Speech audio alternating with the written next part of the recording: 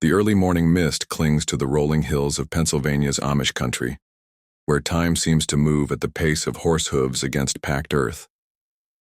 Morgan Freeman stands in front of a weathered wooden workshop, its walls holding nearly 2 centuries of stories.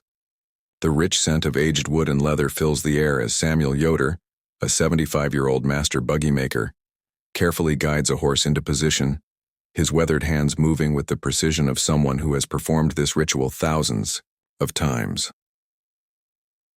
What began as a simple documentary segment about learning to drive a traditional Amish buggy is about to become something far more profound. As Freeman adjusts his collar against the morning chill, he has no idea that this day will change not just his perspective, but the lives of an entire community. What secret will this humble Amish craftsman reveal that brings Hollywood's most iconic voice to tears? Before we jump back in, tell us where you're tuning in from, and if this story touches you, make sure you're subscribed because tomorrow I've saved something extra special for you. The sun had barely crept over Lancaster County's patchwork fields when Morgan Freeman's production van wound its way through the narrow country roads. The GPS had given up 10 minutes ago, leaving them to navigate by the old-fashioned written directions Samuel Yoder had provided. Turn left at Miller's Feed. Follow the creek until you see 3 tall oaks, then look for the Blue Barn. Freeman watched the landscape roll by, so different from the Hollywood Hills or his Mississippi hometown. Here, time seemed to move differently. Horse-drawn buggies clip-clopped along the shoulder, their drivers acknowledging the van with polite nods. Laundry lines stretched between farmhouses, billowing sheets dancing in the morning breeze like ghostly sentinels. "You sure about this, Morgan?" his producer, Sarah Chen, asked from the front seat. "We could have done something more conventional." She'd been skeptical about dedicating an entire episode of their Hidden America series to an Amish buggy maker. Freeman's deep chuckle filled the van. "Sarah, in 60 years of storytelling, I've learned that the most extraordinary tales often hide in the most ordinary places." He adjusted his navy blazer, a stark contrast to the simple attire they'd see today. "Besides, when was the last time you saw a Hollywood actor trying to handle a horse and buggy?" The van rounded a final bend, revealing a scene that could have been plucked from a century ago. A sprawling workshop dominated the landscape, its weathered wood telling stories of generations past. Smoke curled from the chimney, and the sound of hammering drifted across the morning air. Samuel Yoder stood in the doorway, his tall frame silhouetted against the workshop's interior. At 75, he carried himself with the straight-backed dignity of a man who'd never known idle days. His silver beard reached halfway down his chest, and his eyes crinkled with wisdom earned through decades of craftsmanship. "Welcome, Mr. Freeman," Samuel called out, his voice carrying the gentle lilt characteristic of the Pennsylvania Dutch.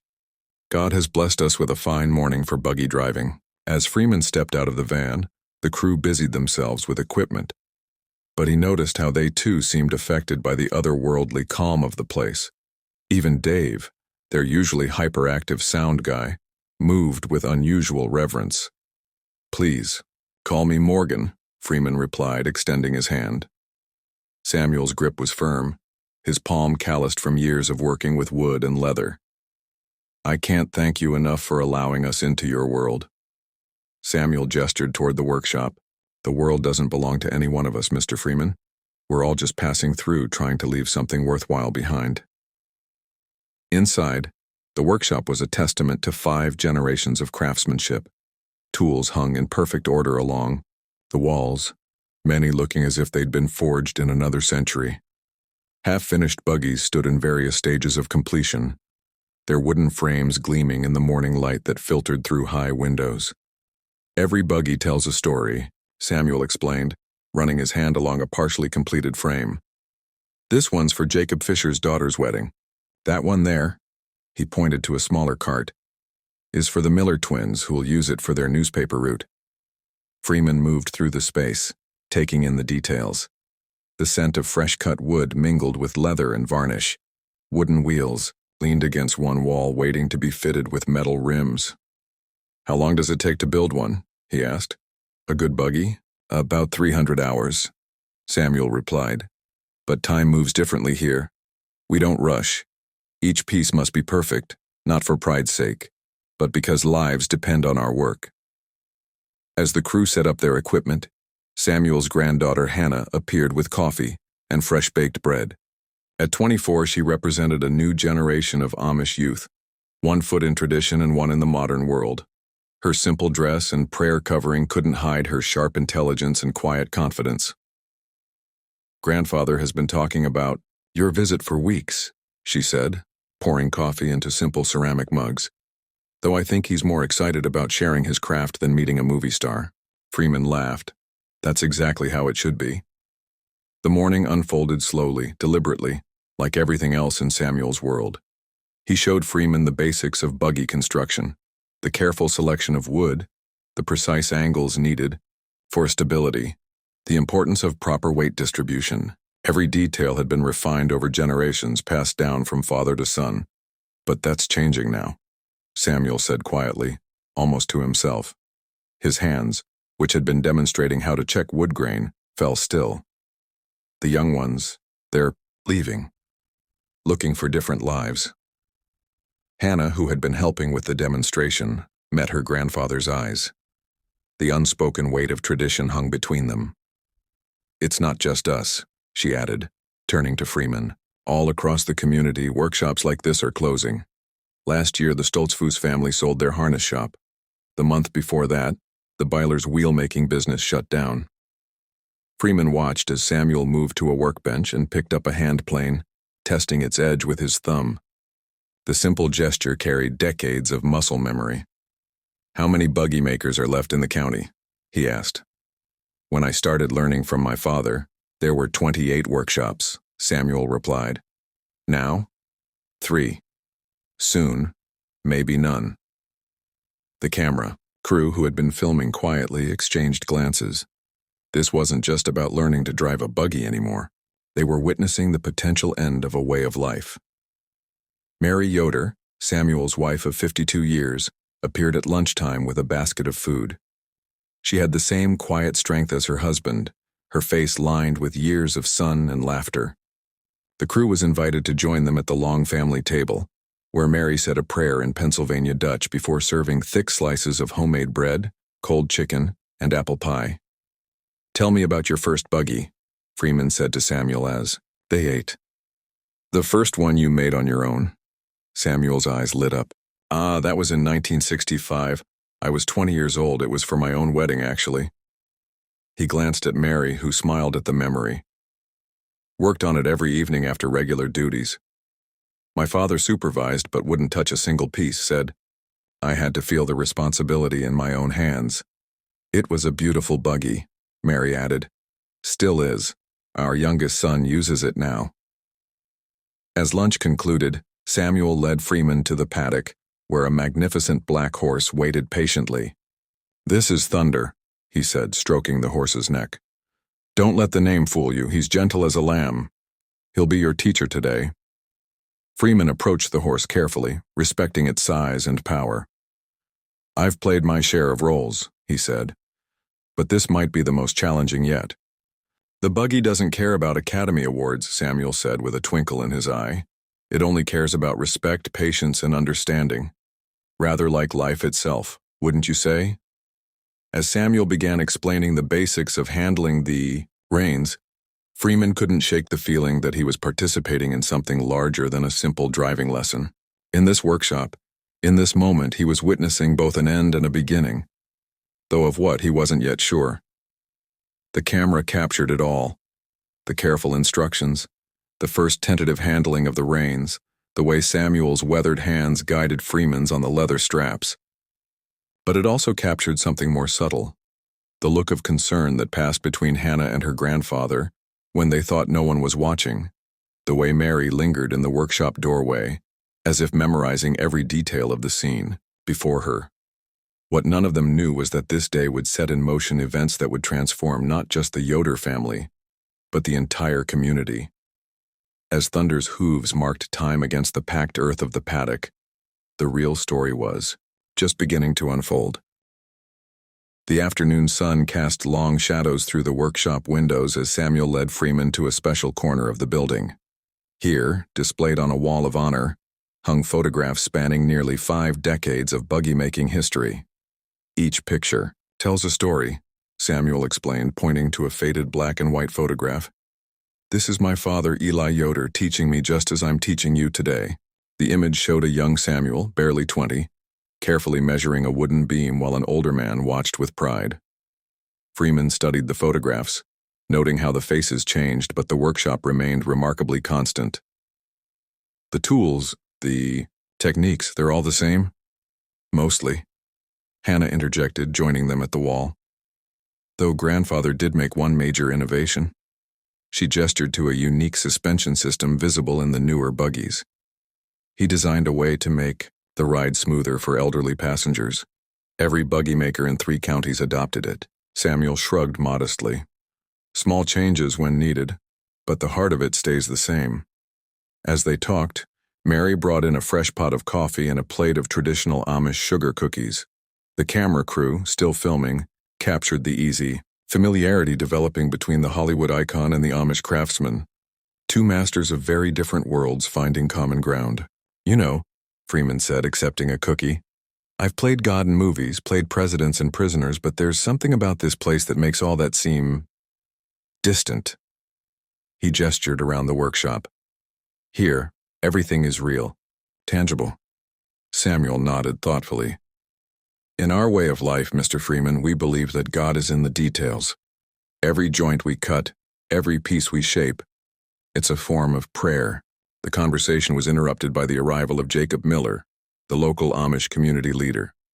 His presence commanded immediate respect, though his manner was gentle. Samuel, he said, might I have a word? The 2 men stepped outside, their conversation muted but serious. Hannah watched through the window, her brow furrowed with concern. Is everything all right? Freeman asked her quietly. The community is changing, she replied, her voice barely above a whisper. Last month, the Bishop's Council discussed allowing limited use of modern tools in workshops. Some favor it, others. She trailed off, watching her grandfather's animated discussion outside. Mary, who had been quietly arranging tools nearby, added, Change comes whether we wish it or not. The question is how we face it. When Samuel returned, his expression was troubled, though he tried to hide it. Now then, he said, clapping his hands together, shall we see how you handle thunder in the buggy? The next hour was spent preparing for Freeman's first actual drive. Samuel demonstrated the intricate process of harnessing thunder to the buggy, explaining each strap and buckle's purpose. The horse stood patiently, occasionally turning his head to watch the proceedings with what seemed like amused interest. The key, Samuel explained, is to remember that you're working with a living being, not a machine. Thunder has his own thoughts, his own wisdom. Your job is to guide, not control. Freeman listened intently, his natural dignity matching Samuel's as they worked together. The cameras captured every detail. The careful adjustments of the harness, the way Samuel checked and double-checked each connection, the gentle words spoken to Thunder throughout the process. As they prepared to take the buggy out onto the local roads, Hannah approached with a traditional Amish hat for Freeman to wear. For authenticity, she said with a smile, and sun protection. The moment Freeman took his place in the driver's seat, with Samuel beside him and Thunder waiting for commands, something magical happened. The distinction between actor and student, between English and Amish, seemed to fade away. They were simply 2 men sharing knowledge that stretched back generations. Easy now, Samuel instructed as Freeman took up the reins. Feel how Thunder responds to the slightest movement. A buggy horse is like a dance partner. You lead, but you must also follow. The first few minutes were tense, with Freeman adjusting to the unfamiliar sensation of guiding a horse-drawn vehicle. But gradually, under Samuel's patient guidance, he began to find his rhythm. The clip-clop of Thunder's hooves became a meditation, of sorts, marking time as they traveled down the quiet country road. They passed other buggies, their drivers offering the traditional Amish greeting, a raised finger from the reins. Freeman found himself naturally returning the gesture, feeling unexpectedly connected to this simpler way of life. You're a natural, Samuel commented as they turned smoothly onto a side road. Though I suppose after playing God handling a horse and buggy isn't too challenging. Freeman laughed, the sound carrying across the peaceful countryside. I don't know about that. God never had to parallel park a buggy. As they returned to the workshop, the late afternoon sun painting the sky, in brilliant oranges and pinks, there was a sense that something profound had transpired. More than just a driving lesson, it had been a bridge between worlds, a moment of genuine connection across cultures and generations. What no one realized yet was that this day would mark the beginning of a journey that would transform not just the Yoder family's future, but the very fabric of their community. As Thunder's hooves carried them home, the real story was just beginning to unfold. The next morning dawned with an unexpected tension in the air. Freeman and his crew arrived to find Samuel in deep conversation with Jacob Miller and several other community elders outside the workshop. Their voices were low, but their concern was evident in their gestures and furrowed brows. Hannah met the crew at their van, her usual warm smile replaced by worry. There's been a meeting of the church council, she explained quietly. The Stoltzfus workshop closed yesterday. That's the second one this month. Freeman watched as Samuel shook hands with the elders, his shoulders carrying a new weight. When he approached the crew, his attempt at a cheerful greeting couldn't mask his distress. Is everything all right, Samuel? Freeman asked. The old craftsman hesitated, then gestured toward the workshop. Perhaps you should see for yourself. Inside, the morning light revealed something they hadn't noticed yesterday. Along one wall, partially covered by tarps, stood a row of modern woodworking equipment, bandsaws, electric planers, tools that had no place in a traditional Amish workshop. They were delivered last week, Samuel explained, his voice heavy. The council, they've decided to allow some modernization, to compete with the English factories. He spoke the words as if they tasted bitter. Freeman looked around the workshop with new eyes. But your traditional methods are becoming too expensive, Hannah interjected, joining them. A handcrafted buggy takes 300 hours to build. The factories can produce one in less than 50 using machines. Samuel ran his hand along a partially completed buggy frame. This craft, it's not just about transportation, it's about community. When I build a buggy, I know the family who will use it. I know their children, their needs. Each piece is shaped with their safety in mind. The camera crew, sensing the gravity of the moment, began filming. This wasn't just about learning to drive a buggy anymore. They were witnessing a culture at a crossroads. Tell me about the families, Freeman prompted gently. The ones who've been coming to you for generations. Samuel's eyes lit up slightly. The Millers. I built their grandfather's courting buggy 60 years ago. The Fishers. Every wedding buggy in their family since 1965 has come from this workshop. The Stoltzfuses. He paused, emotion catching in his throat. Their workshop was older than mine. Now it's becoming a tourist shop. Mary appeared with coffee, her quiet presence providing support. Show him the letter, Samuel, she urged softly. Samuel pulled a folded paper from his pocket, handling it as if it might crumble. This came yesterday. From the company that bought the Stoltzfus property. They want to buy our land too. Turn it into what they call an authentic Amish experience for tourists. Freeman took the letter, reading it carefully. The corporate letterhead and formal language seemed jarringly out of place in the workshop's timeless atmosphere. They're offering a lot of money, Hannah noted, looking over his shoulder. Enough to set up the whole family for life. Money, Samuel scoffed quietly. What's money compared to legacy? To tradition? The morning's buggy, driving lesson proceeded as planned. But there was an undercurrent of uncertainty in every interaction. Samuel's instructions were still precise, his knowledge still vast, but his mind seemed elsewhere. As Freeman guided Thunder down the country road, he noticed more signs of change. A new housing development was visible in the distance, its modern rooflines a stark contrast to the traditional farmhouses. A tour bus passed them, passengers snapping photos of their buggy.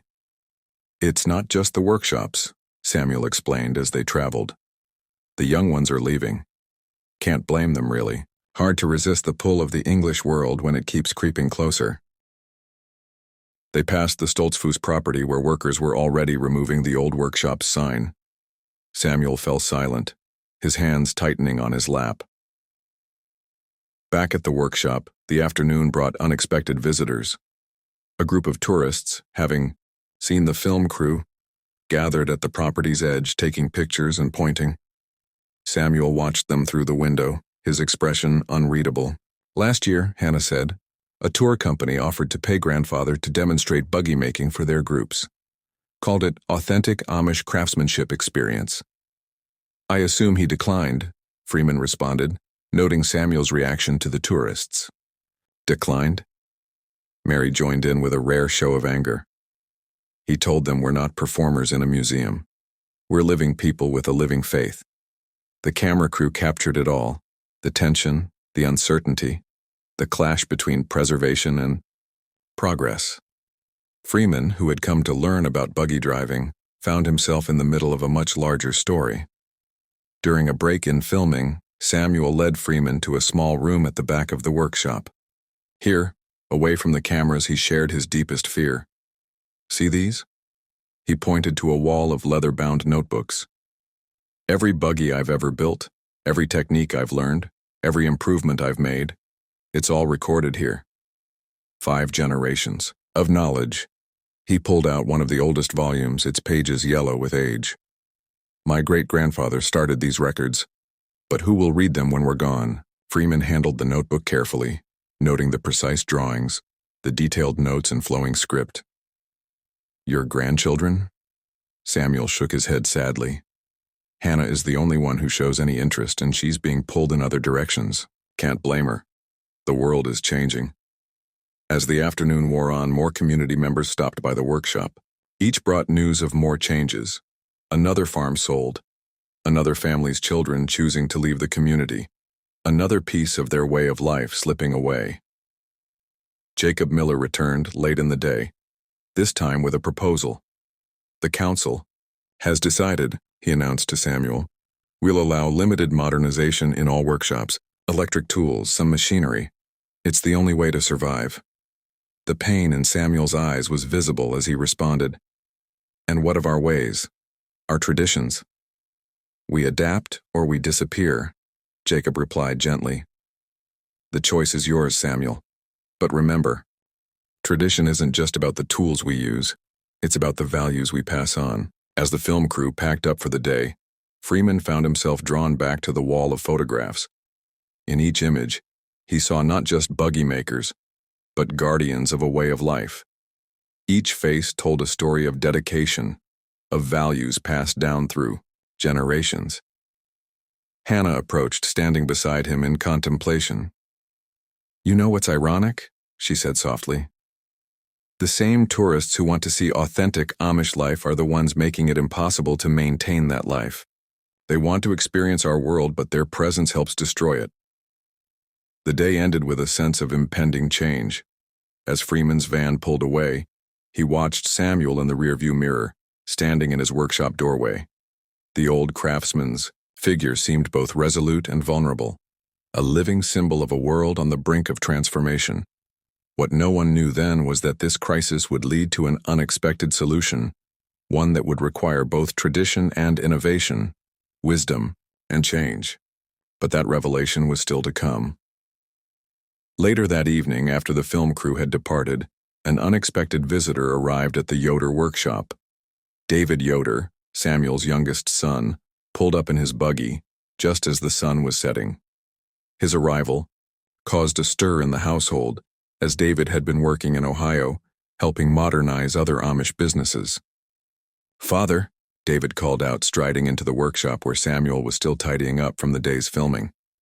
I heard about the Stoltzfus workshop and the letter. Samuel continued arranging his tools, each placement deliberate and measured. News travels fast, even to Ohio? Hannah called me, David admitted, moving to help his father. Their movements around the workshop were synchronized, speaking to years of working side by side before David's departure. She's worried about you. We all are, Mary appeared with fresh coffee and pie, her timing impeccable as always. The three sat at the workbench, the familiar ritual of evening coffee providing a moment of normalcy in an increasingly uncertain world. The English company, David began carefully. They're buying up properties all along this road. They have plans to turn the whole area into what they call an Amish heritage experience. Samuel's hand tightened around his coffee cup. We're not a tourist attraction. No, we're not, David agreed. But we need to find a way to preserve what matters while adapting to what's coming. Running a successful business doesn't mean losing our values. The conversation was interrupted by the arrival of Jacob Miller and his wife Sarah, who often joined the Yoders for evening discussions. The workshop, as it had been for generations, served as an unofficial community gathering place. We've been talking with the other families, Jacob announced, accepting a slice of pie from Mary. Many are concerned about these changes, but they also see opportunities. Sarah, who ran a small quilting business, added her perspective. The tourists come because they value what we have, our craftsmanship, our way of life. Perhaps instead of fighting their interest, we can use it to preserve what matters most. Samuel stood and walked to the wall of family photographs. My father, he said, pointing to an old image, taught me that our craft is our witness. Every buggy we build shows our values. Attention to detail, care for others, excellence in all things. And that doesn't have to change, David insisted.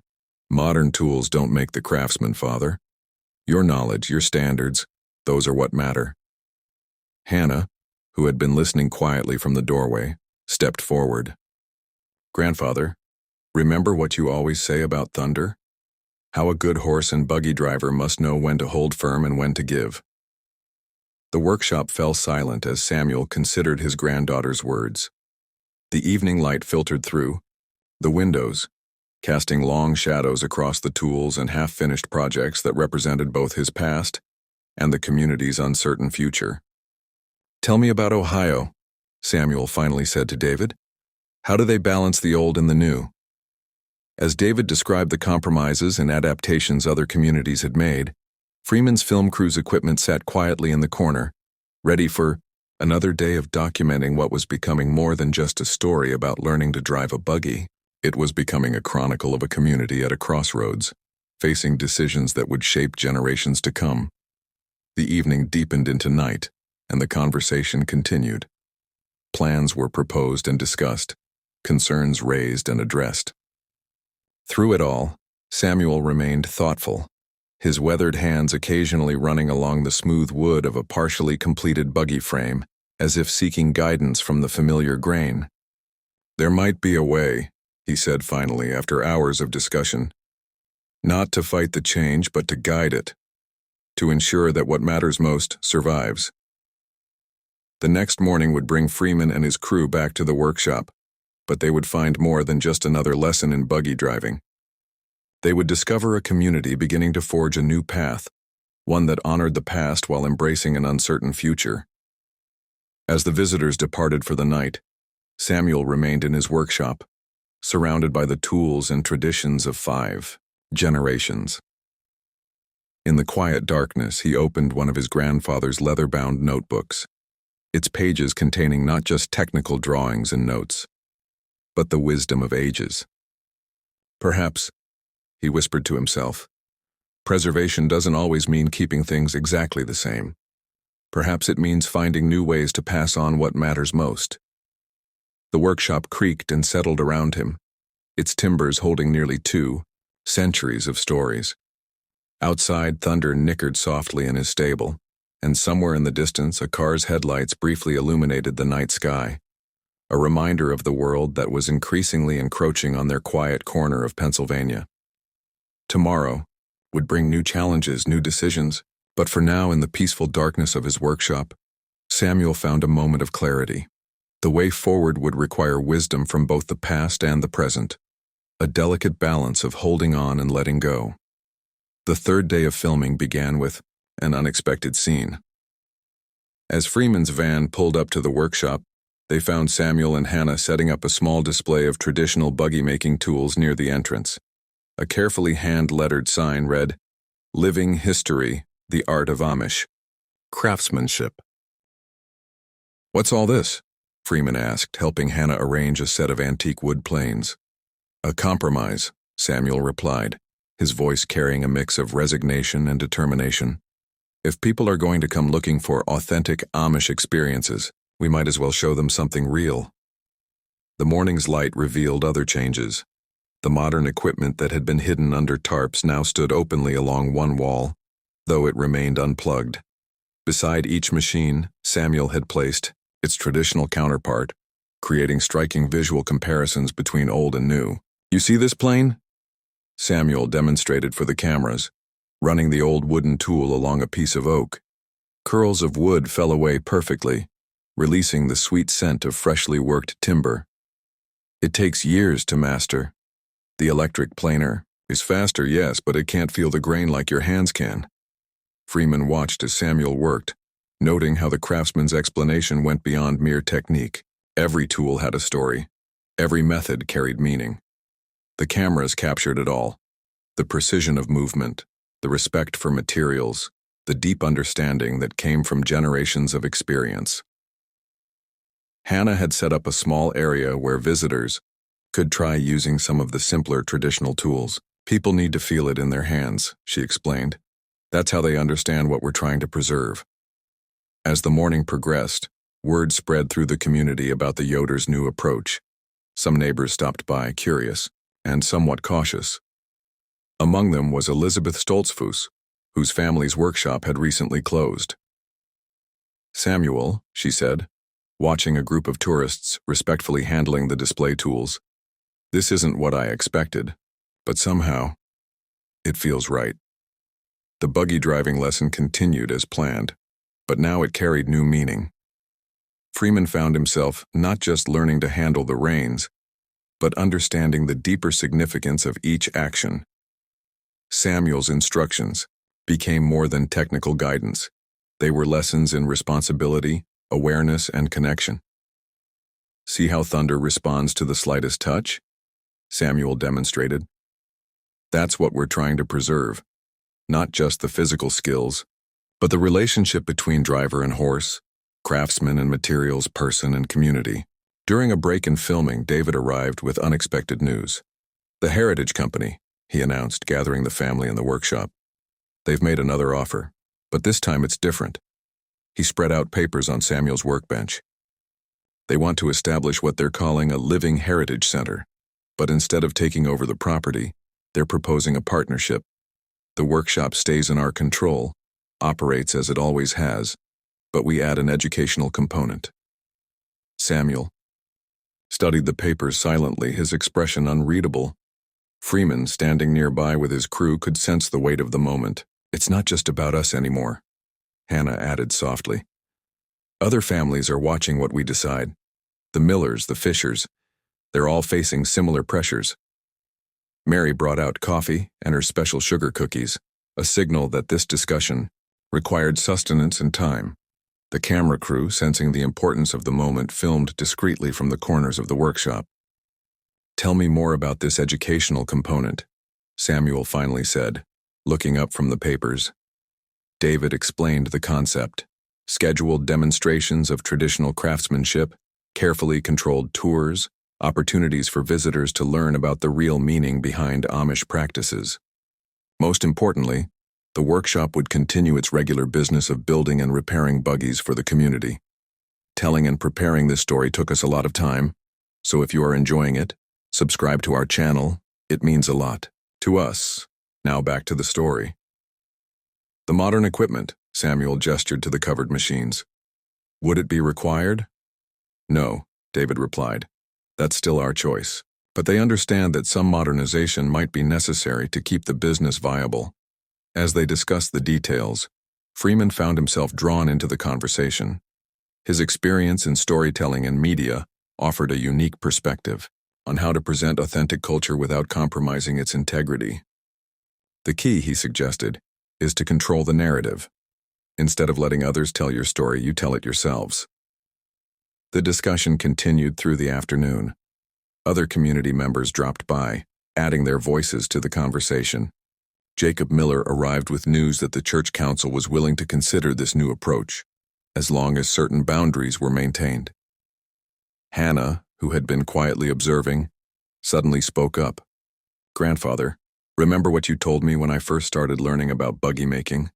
You said that every generation adds something to the craft while keeping its heart intact."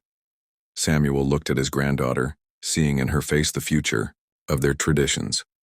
"And what do you think this generation should add, Hannah?" "Understanding," she replied firmly. "We need to help people understand why we live as we do, not just show them our tools and our buggies, but help them see the values behind them." The afternoon light slanted through the workshop windows, illuminating the tools and projects that represented both past and future. Thunder's occasional nickering from outside provided a gentle reminder of the living connection between their work and their way of life. Freeman watched as Samuel walked slowly around his workshop, touching each familiar tool, each piece of wood waiting to become part of someone's story. The cameras followed silently, capturing this moment of transition. "When my grandfather taught me this craft," Samuel began, his voice carrying the weight of memory, "he said something I've never forgotten. He said, 'A good craftsman knows his tools, but a wise craftsman knows his purpose.'"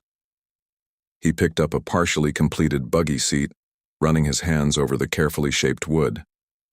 "Our purpose has always been to serve our community, to maintain our connections to each other and to God. Perhaps this is a new way to fulfill that purpose." The decision wasn't made that day, but something had shifted. As the film crew packed up their equipment, there was a sense that they had witnessed more than just a business discussion. They had seen a community finding a way to bridge the gap between preservation and progress. That evening, after most had gone home, Freeman found Samuel sitting alone in the workshop, writing in one of his leather-bound notebooks. "Adding to the family records?" Freeman asked. Samuel nodded. "Recording today's discussions. Someday my great-grandchildren might need to understand how we face these changes. And what will they learn from your words?" Samuel thought for a moment, his pen poised above the page. "That preserving tradition doesn't mean standing still. It means keeping what matters while finding new ways to share it with others." As Freeman left for the day, he glanced back at the workshop. The setting sun painted the old building in warm golden light, while in the distance the lights of new housing developments twinkled on the horizon. Somehow the two images no longer seemed in conflict. Tomorrow would bring more challenges, more decisions. But something fundamental had changed. In trying to preserve their way of life, the community had discovered that sharing their story might be the key to saving it. The next morning brought unexpected visitors to the workshop. A group of young Amish men from neighboring communities arrived having heard about the Yoder's new approach. Among them was Benjamin Lapp, whose family's workshop had closed the previous year. "We've been watching what you're doing here," Benjamin said to Samuel, his eyes taking in the carefully arranged displays and the blend of old and new tools. "It's different from what we expected." Samuel invited the young men to join him at the workbench where he was preparing to demonstrate traditional wheel-making techniques for Freeman's cameras. The contrast between the elderly craftsman and his young audience was striking, a visual representation of the bridge they were trying to build between past and future. "Watch carefully," Samuel instructed, selecting a piece of oak with practiced eyes. "The wood tells you what it wants to become. Modern machines can cut faster, yes, but they can't listen to the wood." As he worked, more community members gathered. The workshop, which had always been a gathering place, now felt like the heart of something larger. Freeman's crew captured the spontaneous interactions, the genuine exchanges between generations. Mary appeared with fresh coffee and her traditional zwieback bread, turning the morning's demonstration into an impromptu community gathering. The cameras recorded these natural moments, the sharing of food, the quiet conversations, the way knowledge was passed along with coffee cups. "This is what we need to preserve," Hannah whispered to Freeman as they watched. "Not just the techniques, but these moments of connection." The morning's buggy driving lesson took on new meaning as well. Samuel invited the young men to observe, turning each instruction into a lesson about more than just handling reins. Feel how thunder responds differently today? He asked Freeman. The air is changing. Storm coming. A good driver learns to read not just the horse, but the whole world around him. The young men watched intently as Freeman guided the buggy through more complex maneuvers. Their presence added an unexpected layer to the filming. They were witnessing not just the preservation of skills, but their transmission to new audiences. During the lunch break, David arrived with updated proposals from the Heritage Company. The new terms showed they had been listening to the community's concerns. The suggested partnership now included provisions for apprenticeship programs and community control over how their story would be told. They're offering to help us document the traditional methods, David explained, spreading the papers on the lunch table. Professional videos, books, but with us controlling the content. Samuel's eyes lit up at this possibility. Like my grandfather's notebooks, but for a wider audience? Exactly, Hannah joined in. We could share the real meaning behind our work, not just the tourist version. The afternoon brought another surprise. Jacob Miller returned with news from the church council. After much discussion, they had reached a decision that would affect all the workshops in the area. We're establishing guidelines, he announced to the gathered community members. Ways to incorporate necessary changes while protecting what matters most. Your workshop, Samuel, is showing us how this might work. As the day progressed, the workshop became a symbol of possibility. The young men who had arrived skeptical began to see how tradition could adapt without being lost. The cameras captured their growing engagement, their questions becoming more detailed and thoughtful. Could we set up something similar in our community? Benjamin asked, helping Samuel arrange tools for the next demonstration. Not exactly the same, but following these principles? Samuel paused in his work, studying the young man's eager face. That's exactly what we hope will happen. Each community finding its own way to preserve and share our heritage. The afternoon's filming focused on the more intricate aspects of buggy construction. Samuel demonstrated how each piece contributed to the whole, explaining not just the technical aspects but the underlying principles. See how these joints come together? He showed Freeman and the gathered audience. No nails, no screws, just perfect fits and wooden pegs. Like a community, each piece supporting the others. As the day drew to a close, Thunder's stable became the setting for an impromptu gathering. The young men shared stories from their communities, their concerns and hopes for the future. Freeman's crew captured these authentic moments, understanding they were witnessing something rare and valuable. This is what we couldn't see before, Samuel said quietly to Freeman as they watched the interactions. By opening our doors a little wider, we're not just preserving our ways, we're strengthening them. The evening ended with an unexpected gesture. Benjamin and the other young men asked if they could return for more detailed instruction. Samuel's eyes misted slightly as he agreed, recognizing in their request the beginning of a new chapter in their community's story. As the film crew packed up for the day, the workshop hummed with renewed energy. Plans were being made, ideas exchanged, connections strengthened. The challenge of preserving their way of life had become an opportunity to deepen its meaning. The following day began with unexpected news that would change everything. As Freeman's crew set up their equipment, Hannah burst into the workshop, her face pale with urgency. Grandfather, the Heritage Company, they've been bought out. The new owners want to change everything. Samuel looked up from where he was, preparing Thunder for the day's filming. What do you mean, change everything? David arrived moments later with the details. The small heritage company they'd been negotiating with had been acquired by a larger corporation, one with very different plans for the Amish country. They want to turn the whole area into a theme park, David explained, spreading new documents across the workbench. Historical reenactments, staged demonstrations, costume photography, they're calling it Amish World. The workshop fell silent as the implications sank in. Freeman and his crew stopped their preparations, sensing the gravity of the moment. But our agreement, Samuel began, means nothing to the new owners, David finished. They've given all the workshop owners 2 weeks to accept their new terms or sell outright. Hannah picked up one of the glossy promotional materials the company had sent. Look at this. They want us to wear traditional costumes and perform Scheduled demonstrations. They're treating our way of life like a theater production. The news spread quickly through the community. Within hours, the workshop filled with concerned neighbors. Jacob Miller arrived with more troubling information. "It's not just the workshops," he reported grimly. "They're buying up farmland too, planning to build hotels, restaurants.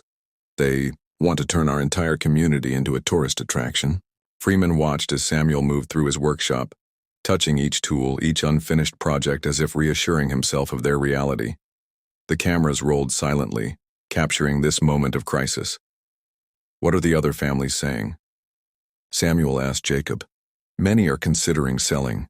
The money they're offering, it's more than most families have seen in generations. The Fishers are meeting tonight to make their decision.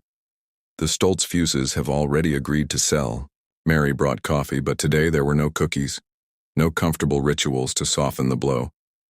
The workshop, usually filled with the sounds of work and conversation, felt unnaturally quiet. There's something else," David added reluctantly. "They're claiming exclusive rights to document and present Amish craftsmanship in this region. If we don't sell, they'll build around us, control all tourist access, essentially isolate any holdouts." Freeman, who had been quietly observing, stepped forward. "Samuel, may I make a suggestion?" All eyes turned to him.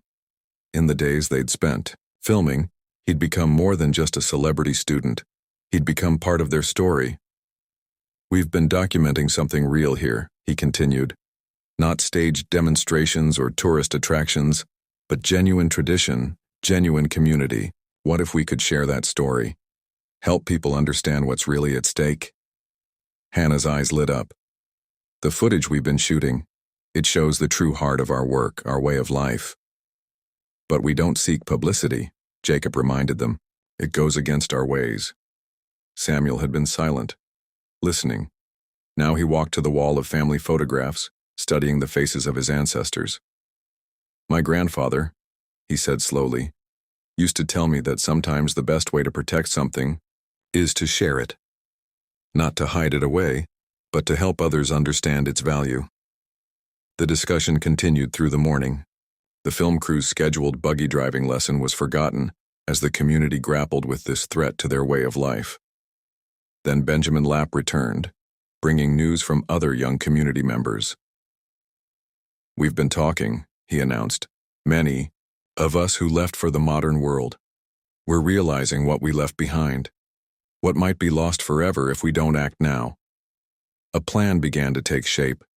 It wasn't just about preserving individual workshops anymore. It was about protecting an entire way of life. Freeman's documentary, originally intended as a simple story about learning to drive a buggy, could become something more significant. "What if," Hannah suggested, "we showed not just the craftsmanship, but the connections, the way each workshop, each family, each tradition supports the others?" Samuel nodded slowly. "Not performing for tourists, but sharing our true story." The afternoon brought more community members to the workshop, each adding their voice to the discussion. Elizabeth Stoltzfus returned with an unexpected announcement. "We haven't signed the final papers yet," she revealed. "If there's another way, a way to preserve what matters." As the sun began to set, Samuel called everyone's attention. Standing in the center of his workshop, surrounded by the tools and traditions of 5 generations, he made a decision that would change everything. "We will not sell," he declared. "But we will adapt. Not by becoming a tourist attraction, but by becoming teachers, real teachers of real traditions." The plan they developed over the next few hours was bold. Instead of individual workshops competing or selling out, they would create a genuine craft education center, not a theme park, but a place of authentic learning and preservation. "We'll need help," Jacob cautioned. "Legal protection, organization. I might know some people who could help with that," Freeman offered. "People who understand the value of preserving authentic cultural heritage." As night fell, the workshop was illuminated by lantern light.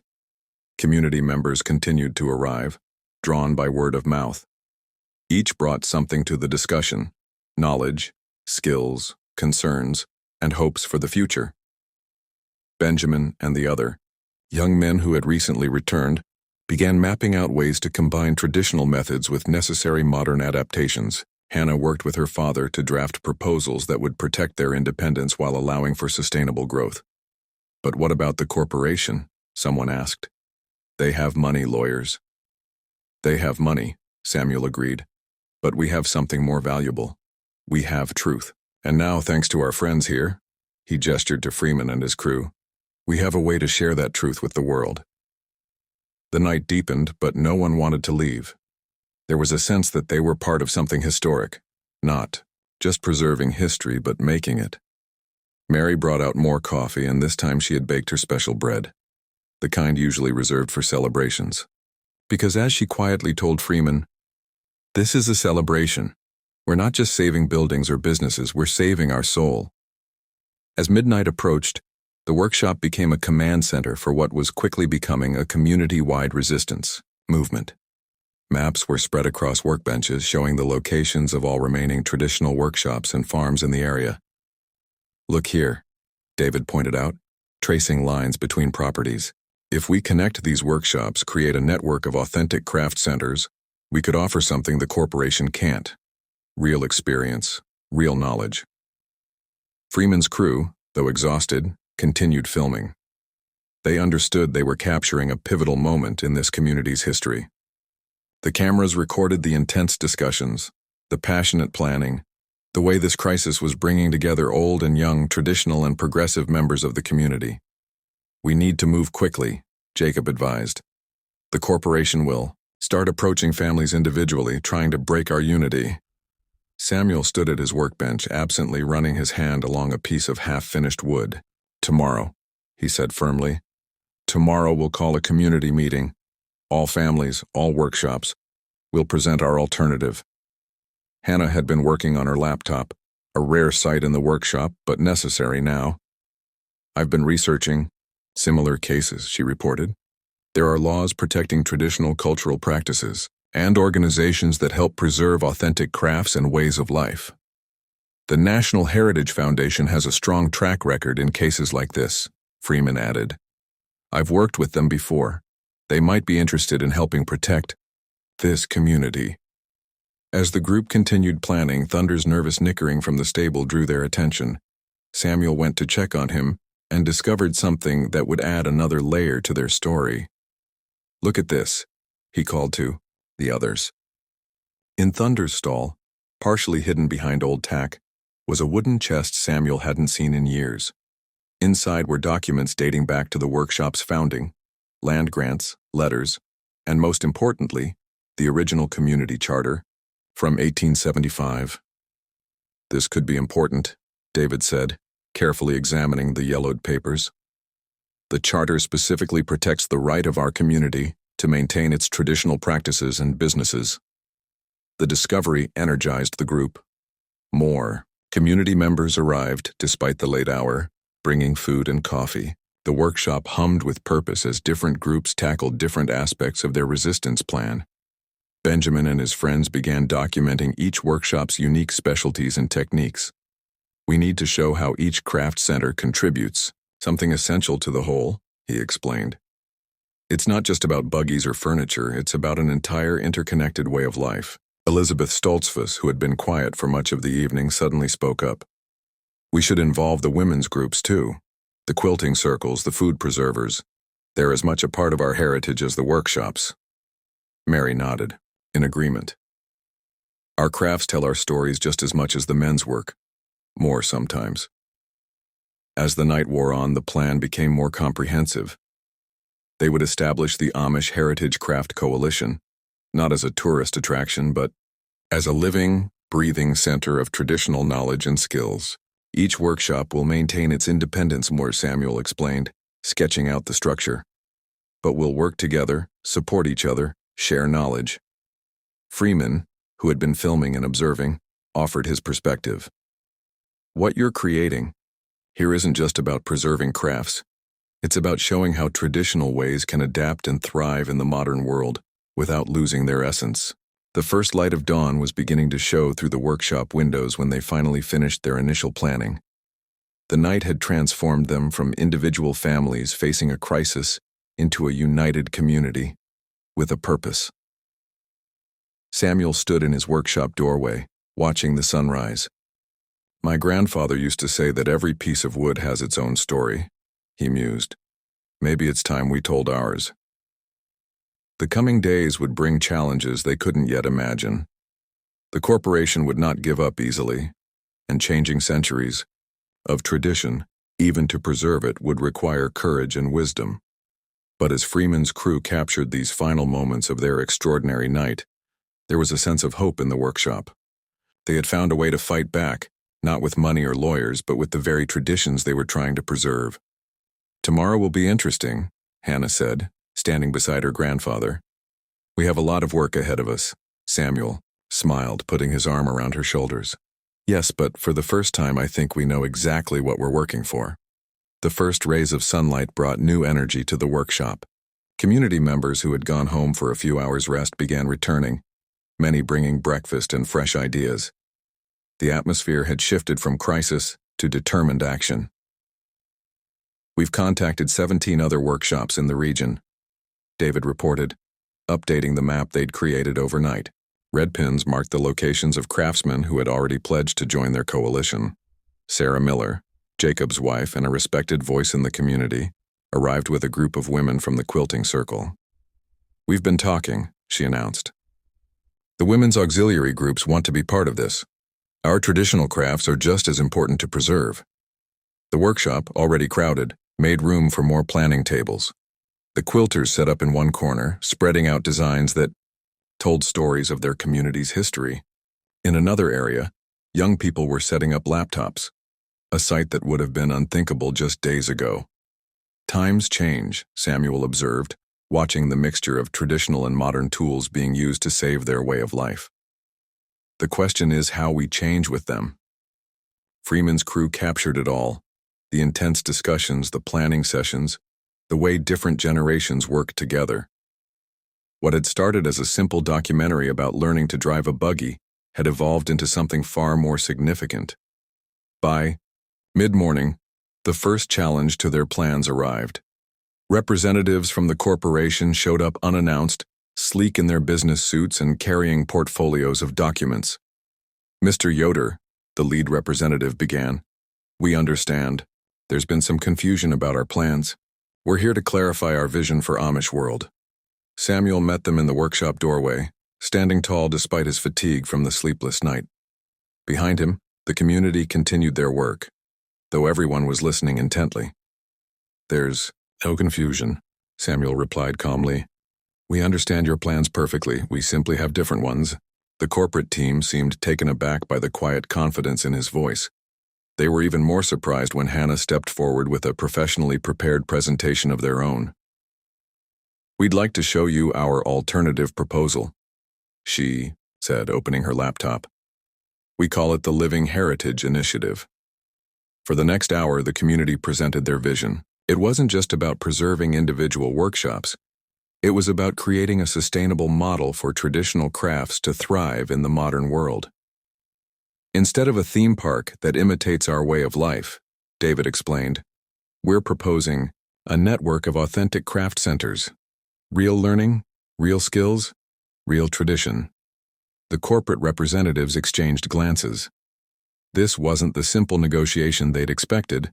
The community had organized, prepared, and most importantly, united. This is interesting, the lead representative admitted. But our company has already invested significant resources in our current plan. We have shareholders to consider. And we have a heritage to protect, Jacob countered. One that can't be measured in dollars and cents. As the morning wore on, more supporters arrived. Benjamin returned with news that other young people were coming back from the English world, drawn by the possibility of preserving their heritage while adapting to modern realities. We're not just fighting against something, he told the cameras. We're building something new, something that honors both our past and our future. The corporate team left around noon, clearly unsettled by the organized resistance they'd encountered.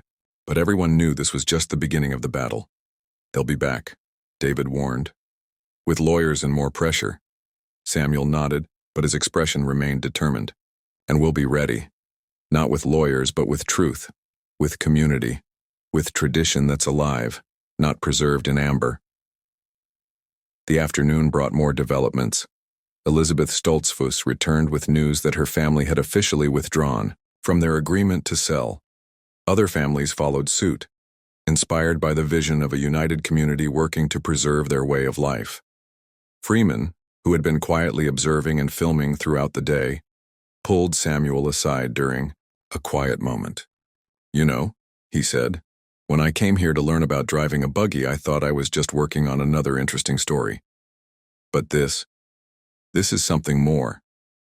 Samuel smiled, looking around his workshop at the bustling activity. "Sometimes the best stories are the ones we don't plan. They find us when we need them most." The day continued with more planning, more organizing, and more community members joining the cause. Mary's kitchen became a command center for coordinating meals for the workers, while the workshop served as headquarters for their growing movement. Thunder, watching from his stable, seemed to sense the importance of what was happening. His occasional nickering provided a gentle reminder of the traditional ways they were fighting to preserve. As evening approached, Hannah called everyone's attention to a surprising discovery. "Look at this," she said, pointing to her laptop screen. "Other traditional craft communities across the country are facing similar challenges. They're watching what we're doing here. We're not alone in this fight." The workshop fell quiet as they absorbed this information. What had started as one community's stand against corporate development was becoming something larger, a model for how traditional ways could survive and thrive in the modern world. As night fell once again, the workshop transformed into an impromptu community center. Maps and plans covered every available surface, while the sounds of discussion and planning filled the air. The scent of fresh coffee and Mary's baking mingled with the familiar smells of wood and leather. "We've received messages from traditional craftsmen in 3 other states," Hannah reported, scrolling through her emails. "They want to know more about our coalition model. They're facing similar pressures from developers." Samuel stood at his workbench, carefully working on a buggy wheel even as he participated in the discussions. His hands moved automatically, decades of muscle memory allowing him to craft while his mind worked on larger problems. "Perhaps," he mused, "this is what we were meant to do. Not just preserve our own ways, but help others preserve theirs." Freeman's crew continued filming, capturing the evolution of what had become a movement. The cameras recorded intimate moments, young apprentices learning from master craftsmen, women sharing traditional recipes and patterns, elders telling stories of how things used to be. "This is what they can't buy," Freeman observed quietly to Samuel.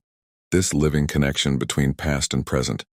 Late in the evening, Jacob Miller arrived with unexpected news. "The Bishop's Council has met," he announced. "They've agreed to support our initiative with conditions." The workshop fell silent as Jacob explained. The council would allow limited use of modern technology for documentation and communication, as long as it served to protect and preserve traditional ways. It was an unprecedented decision, reflecting the extraordinary circumstances they faced. "There's more," Jacob continued. "Other Amish communities are watching what we're doing. They want to send young people to learn our traditional crafts, not just buggy making, but all the skills we're trying to preserve." This news energized the group. Benjamin and his friends immediately began discussing how to structure apprenticeship programs that would respect both tradition and the need for sustainability. "We could create a network," Hannah suggested, sketching quickly on a notepad. "Each workshop specializing in different traditional crafts, but all connected, supporting each other." David nodded enthusiastically. "And not just Amish crafts. There are English craftsmen who want to learn our traditional methods too. We could bridge both worlds." As midnight approached, Mary insisted that everyone take a break. She served a late supper of traditional dishes, chicken pot pie, fresh bread, and apple dumplings. The simple meal became another moment of community, bonding captured by Freeman's cameras. "You know what I've noticed?" Freeman said to Samuel as they ate. "Every solution you've found has come from your traditions. You're not fighting the modern world. You're showing how traditional wisdom can answer modern problems."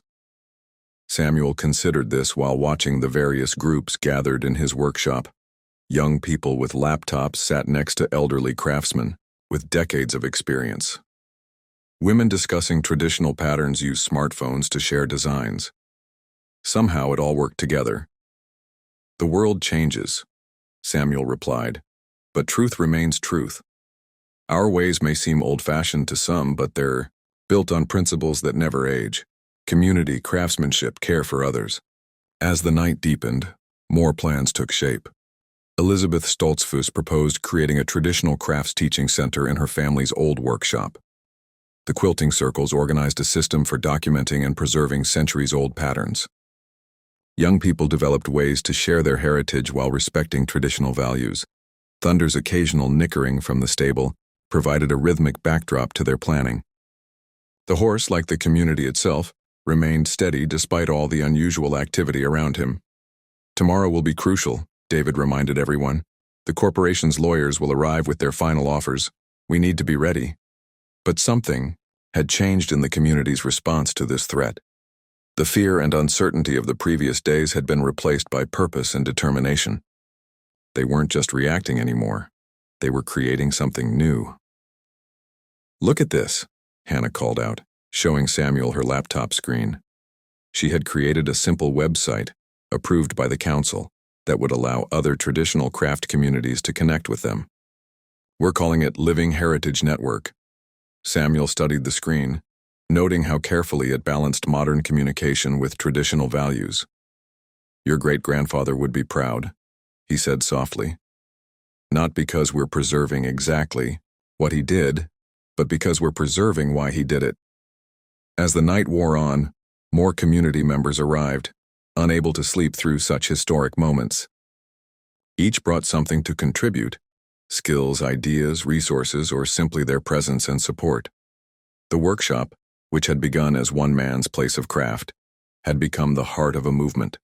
Every tool, every unfinished project, every mark on the well-worn workbenches told part of their story. Now they were writing a new chapter, one that would help preserve not just their own traditions, but traditional crafts and values everywhere.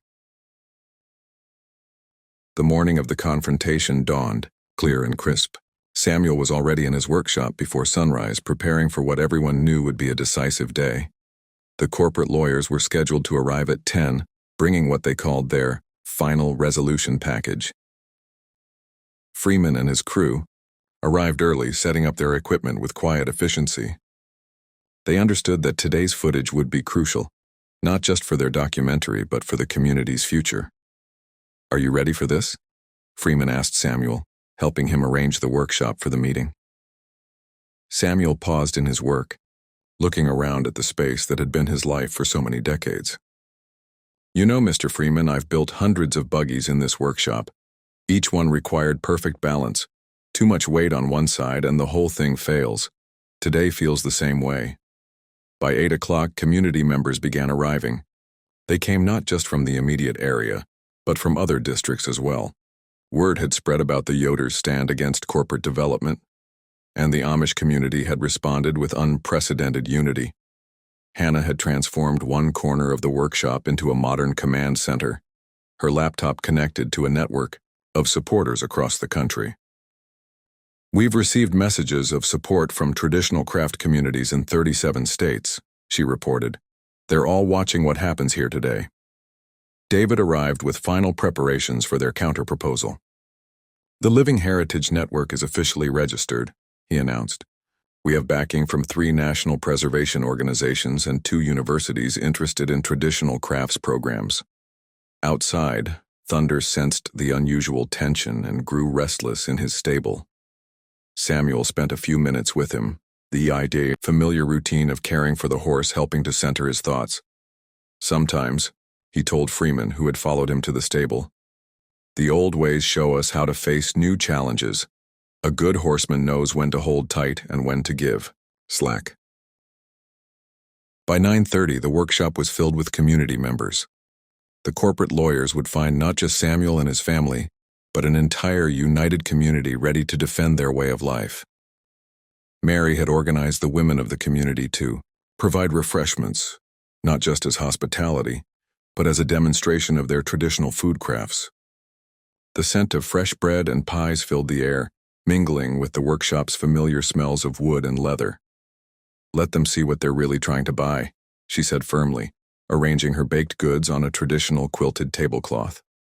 Tiwai, precisely 10 o'clock, 3 black SUVs pulled up outside the workshop. 6 lawyers emerged, led by William Preston, the corporation's chief negotiator. They carried briefcases and folders, their polished appearance contrasting sharply with the workshop's authentic simplicity. Samuel met them at the door, backed by his family and community. "Welcome," he said simply. "We have much to discuss." Preston seemed taken aback by the size of the gathering.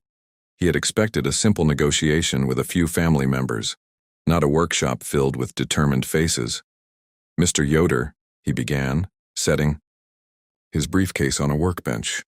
"We appreciate your community's concerns, but our board has made its final decision. We're prepared to offer—" "Before you continue," Samuel interrupted politely but firmly, "we have something to show you." He nodded to Hannah, who started a presentation on her laptop, connected to a small screen that seemed oddly at home among the traditional tools. What followed was a comprehensive demonstration of their alternative vision, the Living Heritage Network. David took over, explaining the economic viability of their plan. "We're not just preserving crafts," he emphasized. "We're creating a sustainable model for traditional skills in the modern world." The lawyers exchanged glances as the presentation continued. This wasn't the simple resistance they'd expected to overcome. The community had created something sophisticated yet authentic, modern yet deeply rooted in tradition.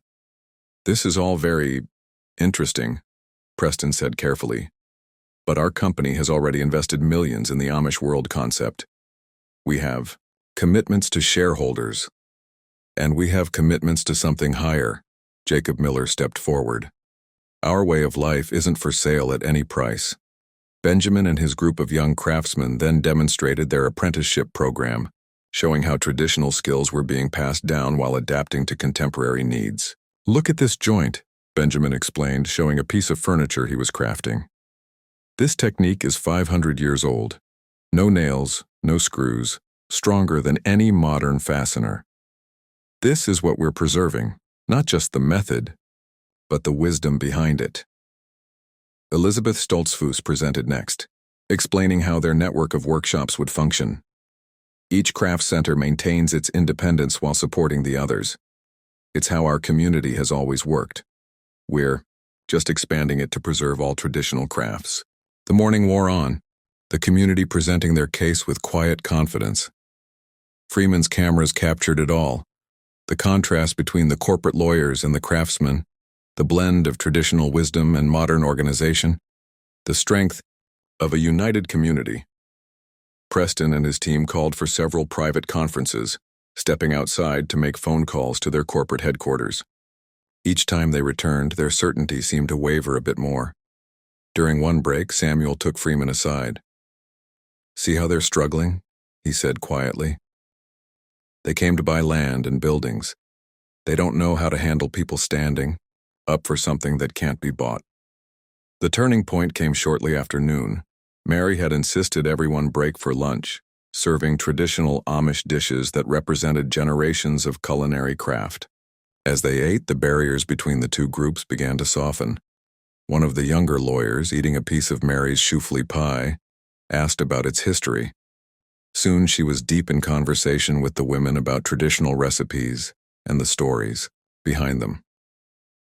Another lawyer found himself fascinated by Samuel's explanation of wood joinery techniques. Preston watched his team's changing dynamics with growing concern. The corporate strategy hadn't accounted for the human element, the power of authentic tradition and genuine community. The afternoon brought unexpected support. Representatives from the National Heritage Foundation arrived, having driven through the night after hearing about the confrontation. They brought legal expertise in protecting traditional crafts and cultural practices. "What you've created here," their lead representative explained, "could become a model for preserving traditional crafts across the country. We're prepared to help protect it." As the sun began to set, Preston finally raised his hands in a gesture of surrender. Clearly, he admitted, we need to reconsider our approach. Your community has shown us something we didn't expect to find. But Samuel and the others weren't interested in merely stopping the corporation's plans. They had a bigger vision now. We propose a different kind of partnership, Samuel said, spreading out their final proposal. Not one where you buy our land and turn our lives into entertainment, but one where you help us share our crafts and values with those who genuinely want to learn. The lawyers huddled over the documents as darkness fell. The workshop's traditional lanterns were lit, casting a warm glow over the gathered community. Thunder's occasional nickering from the stable provided a gentle reminder of the traditional ways they were fighting to preserve. Finally, Preston stood up. Mr. Yoder, he said formally, my company came here thinking we knew what progress looked like. You've shown us something different, something authentic that we didn't even know we were about to destroy. He turned to his team, received their nods of agreement, then faced the community again. We're prepared to withdraw our original development plans. Instead, we'd like to discuss how we might support your Living Heritage Network initiative. The workshop erupted in quiet celebration. No cheering or shouting, but the deep satisfaction of people who had stood their ground and found a better way forward. Samuel walked to his workbench, picked up a piece of wood he'd been shaping that morning. You see this grain pattern? He asked Preston. It tells the story of the tree's growth, each line representing years of slow, steady development. That's how real progress works, not by cutting everything down and building something new, but by understanding and building upon what's already there. As the lawyers packed up their briefcases and prepared to leave, Preston paused at the workshop door. We came here thinking we were bringing progress to your community, he admitted. Instead, you've shown us what real progress looks like. The community gathered one last time that evening after the lawyers had gone. The workshop, which had been the center of their resistance, now became a place of celebration and planning for the future. Freeman's cameras captured these final moments. The quiet joy of victory, the deep satisfaction of having preserved something precious while finding a way to share it with the world. You know what amazes me most? Freeman said to Samuel as they watched the celebrations. You didn't just save your traditions. You found a way to make them stronger. Samuel nodded, looking around at his workshop, at the traditional tools that would continue to shape wood and lives, at the young people eager to learn ancient crafts, at the community that had come together to preserve their way of life. That's the thing about true tradition, he replied. It's not about staying the same. It's about keeping what matters while finding new ways to make it live. As the evening deepened, the workshop became a place of reflection and forward planning. The victory over the corporation had opened new possibilities that needed careful consideration. We need to document everything that's happened, Hannah suggested, her laptop open to record the community's thoughts, not just for our own records, but for other communities who might face similar challenges. Samuel moved through the workshop, touching each familiar tool, each piece of wood waiting to be transformed. The space felt different now, not just his personal workshop, but the birthplace of something larger. Tell me, Mr. Freeman, he asked, pausing by the wall of family photographs. When you came here to learn about driving a buggy, did you expect to become part of a movement? Freeman laughed softly. I've played many roles in my life, Samuel, but this wasn't acting. This was about something real. The community members who remained began discussing practical next steps. Benjamin and his group of young craftsmen were particularly excited about the educational possibilities. We could create a proper apprenticeship program, Benjamin proposed, not just for Amish youth, but for anyone who wants to learn traditional crafts. Each workshop specializing in different skills, but all connected through the network. David, who had been reviewing the final agreement with the corporation, added his thoughts. Their resources could help us document and preserve techniques that might otherwise be lost, as long as we maintain control over how it's done. Mary and the other women had gathered in their corner of the workshop, discussing how to integrate traditional domestic crafts into the program. These skills are just as important, Mary insisted. Quilting, food preservation, herbal knowledge, they're all part of our heritage. Thunder's nickering from the stable drew Samuel outside. The horse had been a quiet witness to all the day's events, his steady presence a reminder of the traditional ways they were working to preserve. No, Samuel said to Freeman, who had followed him out. A horse like Thunder can teach us more than just how to drive a buggy. He shows us how to move forward while staying true to our nature. Back inside, Hannah was showing Elizabeth Stoltzfus how their new website would work. See? Each workshop can share their schedule of demonstrations and classes, but everything stays simple, respectful of our ways. The National Heritage Foundation representatives, who had stayed to help plan next steps, were impressed by the community's balanced approach to preservation and adaptation. What you're creating here, their lead representative observed, could become a model for cultural preservation across the country. It's not about freezing traditions in time, but keeping them alive and relevant. As midnight approached, Samuel gathered everyone for a final word. The workshop lanterns cast warm light on the faces of family, friends, and new allies who had helped save their way of life. Today, he began, his voice carrying the weight of generations, we did more than stop a corporation from buying our land. We found a way to carry our traditions forward. But remember, what makes our craft special isn't just the techniques, it's the values behind them. Jacob Miller nodded in agreement. Honesty in our work, care for our materials, respect for what we've been given, these are the real traditions we're preserving. The night was growing late, but no one seemed eager to leave. This place, this moment, felt too important to end. Freeman's cameras continued rolling, capturing these quiet moments of triumph and transition. Mary brought out one last round of coffee and her special midnight bread, a tradition usually reserved for Christmas Eve. Some moments, she said simply, deserve to be celebrated like holy days. As people finally began to head home, Samuel walked Freeman to his car. The night was clear, stars bright above the workshop where so much had changed in just a few days. Tomorrow, Samuel said, we'll go back to our regular work. Buggies need building, horses need tending, but everything will be different now, won't it? Freeman nodded, understanding. Different, but in a way that preserves what matters most. Inside the workshop, Hannah was making one final update to their new website. Under a simple header reading Living Heritage Network, she added a quote from her grandfather. True tradition isn't about staying the same. It's about keeping what matters while finding new ways to make it live. The next morning would bring new challenges, new opportunities, new ways of balancing old and new. But for now, in the quiet of this historic night, Samuel's workshop stood as a symbol of something profound, a place where tradition had found its voice in the modern world.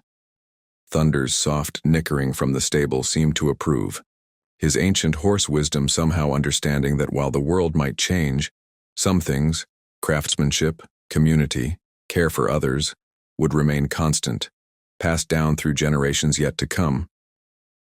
The next morning brought a different kind of energy to the workshop. News of their successful stand against the corporation had spread throughout the Amish community, and visitors began arriving early, eager to see what would happen next. Samuel found himself explaining their vision repeatedly, each telling helping to clarify and strengthen their plans. We're not just preserving old ways, he would say. We're building bridges between tradition and the future. Freeman's crew captured these interactions, documenting how the community's victory was already inspiring others.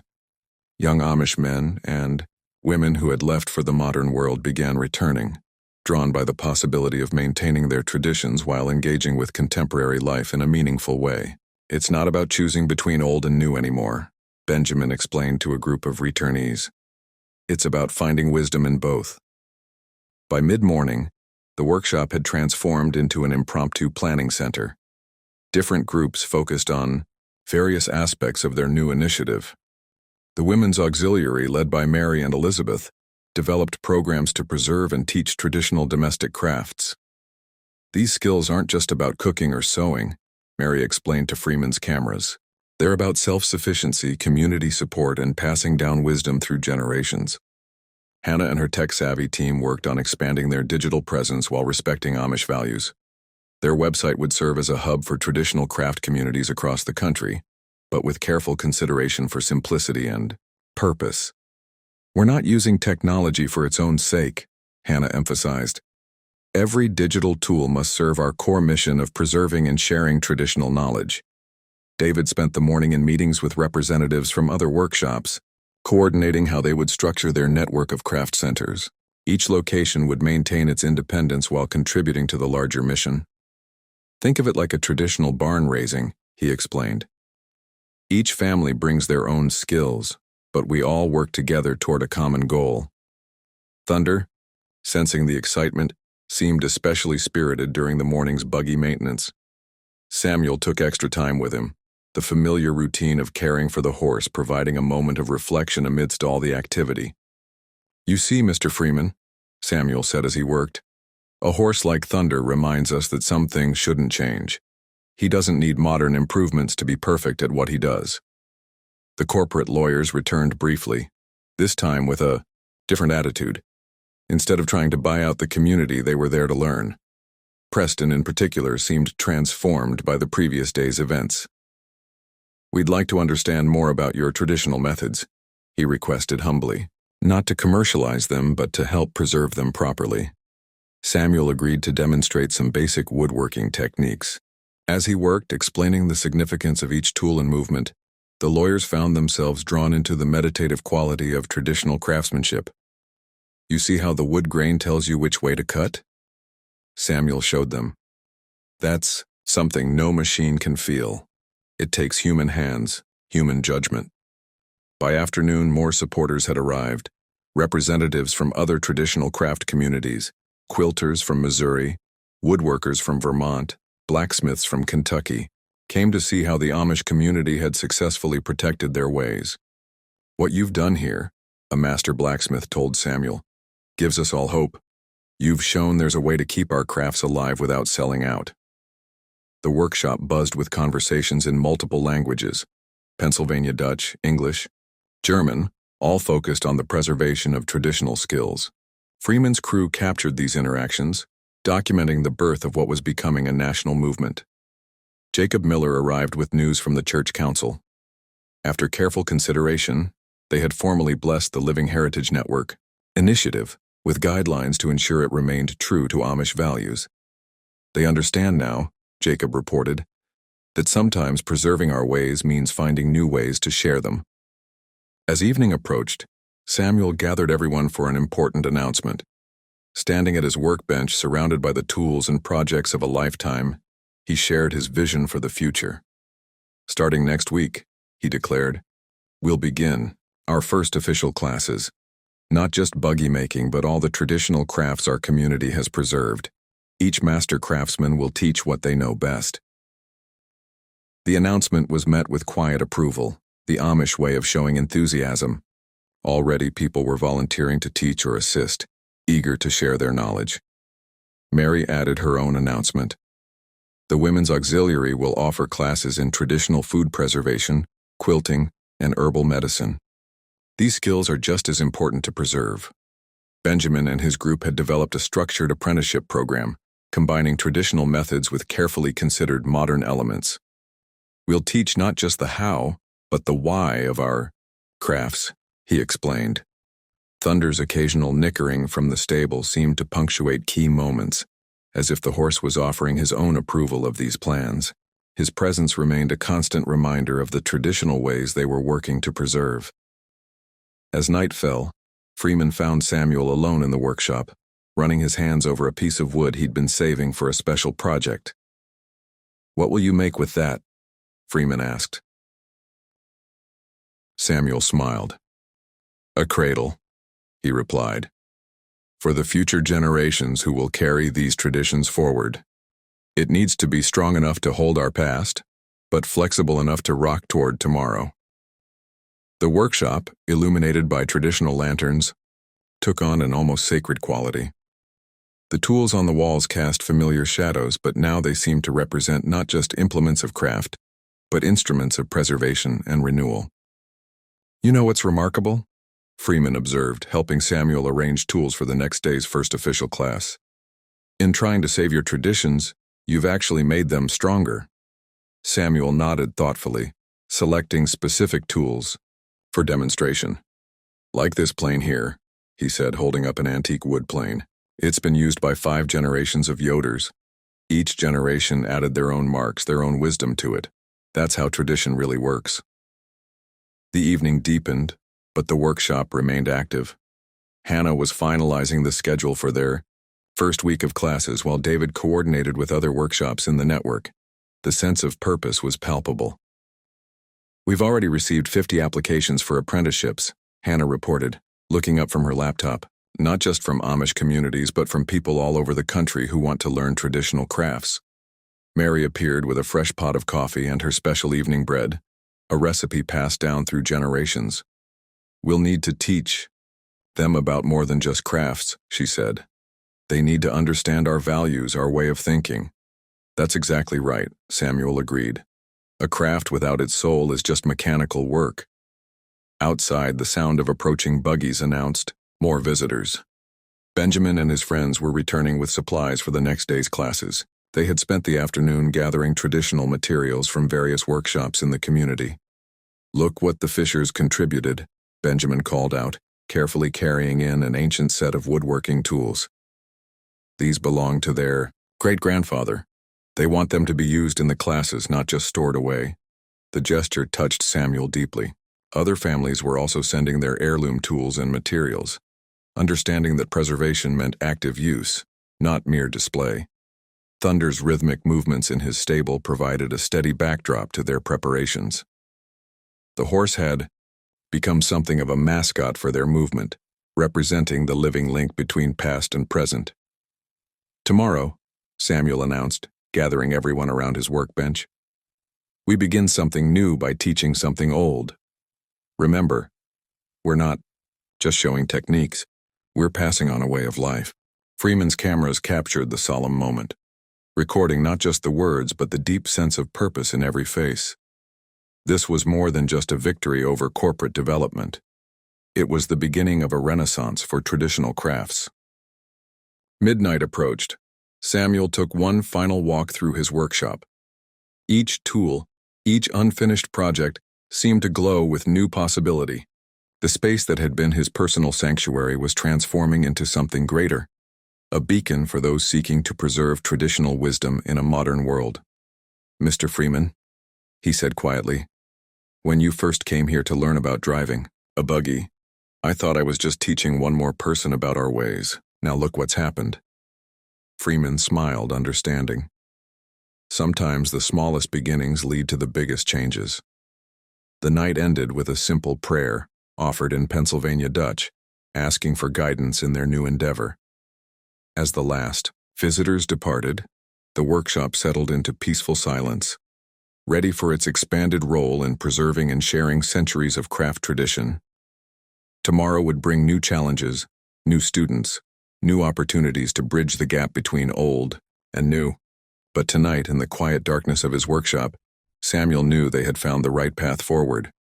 Thunder's soft nickering from the stable seemed to agree, the ancient wisdom of horse and craftsman united in understanding that some things must change to remain truly the same. 1 month later, Freeman's van pulled up to the Yoder workshop for the final day of filming. The transformation he witnessed took his breath away. What had once been a single craftsman's workspace had evolved into the heart of a thriving traditional crafts community. Students moved purposefully between different workstations, each focused on learning specific aspects of traditional craftsmanship. The air was filled with the sounds of hand tools working wood, the scent of fresh sawdust mingling with leather, and the aroma of Mary's baking from the new teaching kitchen. "Welcome back," Samuel greeted him, his face showing both fatigue and deep satisfaction. "You're just in time for our first graduation ceremony." The workshop had been carefully arranged for the occasion. Completed projects from the first class of students were displayed along the walls. Everything from traditionally crafted furniture to hand-stitched quilts, each piece representing hours of careful instruction and practice. Hannah approached, tablet in hand, looking more confident than ever in her role as program coordinator. "We've had to expand faster than we expected," she reported. "There's a waiting list of over 300 people wanting to learn traditional crafts." The Living Heritage Network had grown beyond their initial hopes. 27 workshops across the country had joined their alliance, each preserving and teaching their own traditional crafts while following the principles established in Samuel's workshop. "Show him the map," Samuel encouraged Hannah. She pulled up a digital display showing the network of connected craft centers. Red dots marked active teaching locations, while blue dots indicated communities preparing to join the network. The screen showed clusters of activity spreading across the country. "But that's not the most important thing we've accomplished," Samuel said, leading Freeman to the heart of the workshop. Here, young apprentices worked alongside master craftsmen, learning not just techniques but the values behind them. Benjamin, now a certified instructor himself, was teaching a group of students the intricacies of traditional joinery. "Remember," his voice carried across the workshop, "these joints have held buildings together for centuries. They're not just about wood, they're about trust, about doing things right." Mary had transformed the workshop's side room into a teaching kitchen where traditional food preservation techniques were being passed on. The smell of fresh bread and preserved fruits filled the air as students learned recipes that had sustained communities for generations. "We're not just teaching them to cook," Mary explained to Freeman's cameras. "We're teaching them about community, about caring for others, about making something that matters." Thunder, still an integral part of the program, had gained new importance. Samuel used him to demonstrate not just buggy driving, but the deeper principles of working with animals: patience, respect, understanding. "A horse like Thunder," Samuel told his students, "teaches us something machines never can. He shows us how to work with nature, not against it." The corporate lawyers who had once tried to buy them out had become unexpected allies. Preston himself had become a regular visitor, not to negotiate but to learn. Today, he sat at a workbench, carefully, practicing traditional wood carving techniques. "I never understood before," he admitted to Freeman's cameras. "We thought we were bringing progress, but these people were protecting something far more valuable than land or buildings." David arrived with the latest financial reports. The network was not just surviving, but thriving. Traditional crafts, when properly taught and marketed, had found eager customers in a world increasingly hungry for authentic, handmade goods. "But we're careful," David emphasized. "Every piece must maintain our standards. We're not selling products, we're preserving a way of life."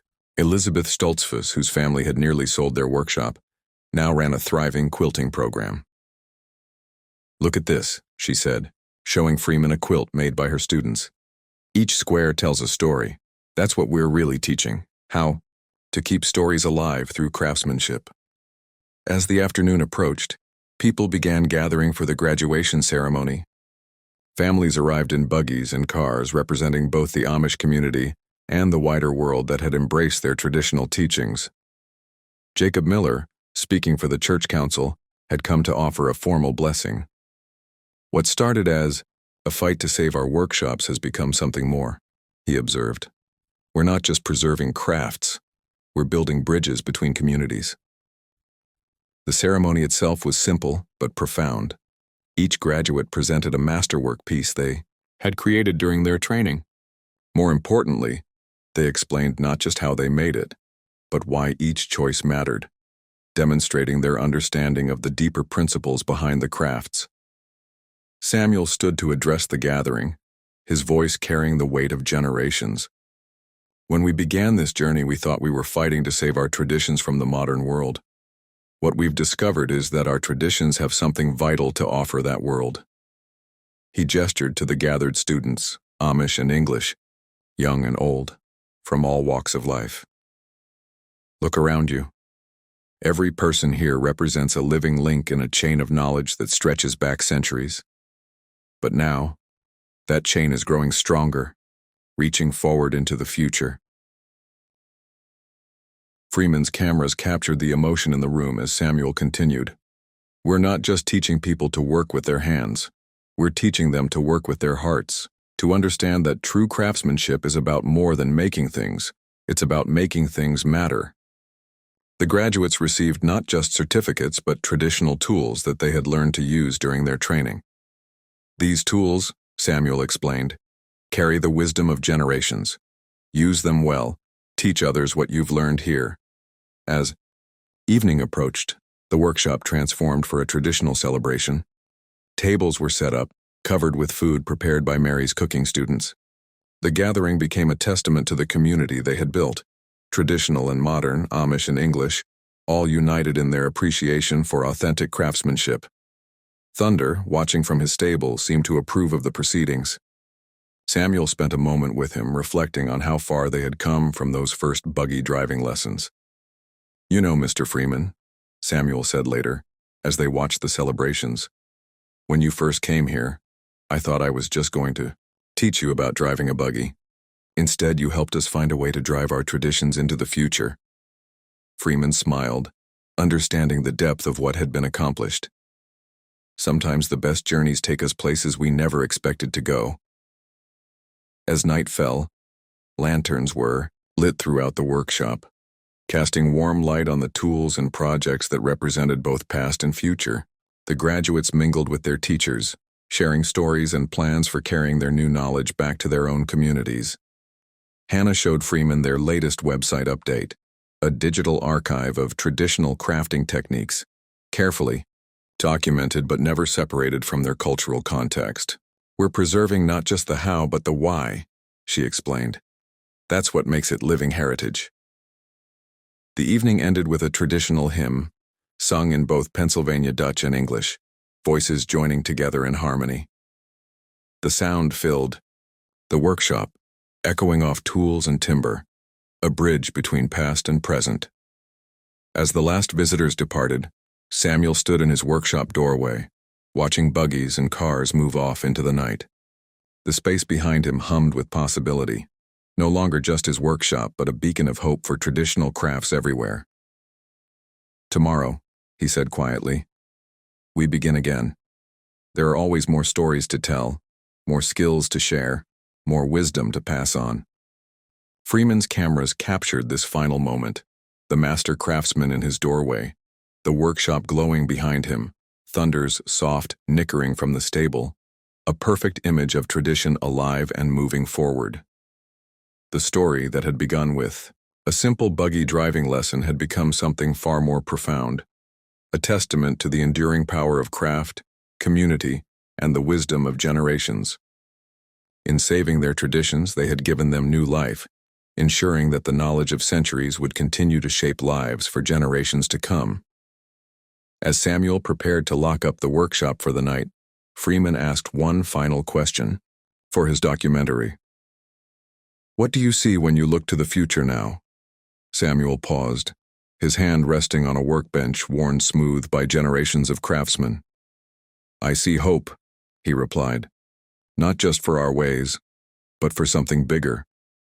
We've found a path that honors both where we've come from and where we're going." The next morning brought new beginnings. The second round of classes would start, bringing fresh students eager to learn traditional crafts. The workshop had been carefully prepared, each tool in its place, each teaching station ready. "We've made some improvements to the program," Hannah explained, showing Freeman their updated curriculum. Each student now spends time learning not just the crafts but the stories behind them. They learn about the families who've preserved these skills, the communities that kept them alive. The Living Heritage Network had grown beyond their expectations. Workshops across the country were adopting their model, finding ways to preserve their own traditional crafts while adapting to modern needs. "Look at this," David said, pulling up reports on his tablet. "Traditional craftsmen from Europe and Asia have reached out, wanting to create similar networks in their regions. What started here is becoming global." Mary's teaching kitchen had become a model for preserving traditional food crafts. Students learned not just recipes but the cultural significance of each dish, the way food connected communities across generations. "These aren't just cooking classes," Mary told a new group of students. "These are your grandmother's secrets, your great-grandmother's wisdom. When you make these dishes, you're keeping their stories alive." Thunder had gained an almost legendary status among the students. Learning to work with him was seen as a crucial part of understanding traditional ways. His stable had been expanded to include a small classroom where students learned about horse care and the principles of working with animals. "A horse like Thunder," Samuel explained to his new students, "teaches us patience, respect, and humility. These aren't just skills for driving a buggy, they're wisdom for life. The corporate world had taken notice of their success. Other companies approached them, not to buy them out, but to learn from their model of preserving traditional skills while adapting to modern needs. We've had to turn down dozens of partnership offers, David reported. We're careful about who we work with. It's not about profit. It's about preservation. Elizabeth Stoltzfus had expanded her quilting program to include digital documentation of traditional patterns. We're not just preserving the quilts, she explained. We're preserving the stories they tell, the meanings behind each pattern. The workshop itself had evolved while maintaining its essential character. Modern tools were used when necessary, but always alongside traditional methods. Students learned both, understanding the value of each. It's not about choosing between old and new, Benjamin told his woodworking class. It's about understanding when each is appropriate and why. The success of their program had unexpected benefits for the entire community. Young people who had left for the modern world were returning, drawn by the possibility of maintaining traditional skills while engaging with contemporary life. We're not just teaching crafts, Hannah observed. We're building bridges between generations, between cultures. Jacob Miller, representing the church council, had become a strong supporter of their work. We see now that sharing our traditions doesn't diminish them, it strengthens them. Each person who learns these skills becomes a guardian of our heritage. The evening light filtered through the workshop windows, casting long shadows across the tools and workbenches. Freeman's cameras captured these final moments, the peaceful aftermath of a successful transformation. Samuel stood in his familiar spot by Thunder's stable, watching the sun set on another day of teaching and learning. You know what makes me proudest, he said to Freeman. It's not just that we saved these crafts, it's that we found a way to keep them truly alive. The workshop would continue to evolve, adapting to new challenges while maintaining its core values. But something fundamental had been preserved. Not just techniques and tools, but the wisdom of generations, the importance of community, the value of work well done. As night fell, Samuel made one final entry in his leather-bound notebook, adding, "To the records kept by generations of craftsmen before him. Today," he wrote, "we don't just preserve our traditions, we give them wings to fly into the future." Thunder's soft nickering seemed to approve, the ancient wisdom of horse and craftsmen, united in understanding that the best traditions are those that remain alive, growing, and meaningful to each new generation.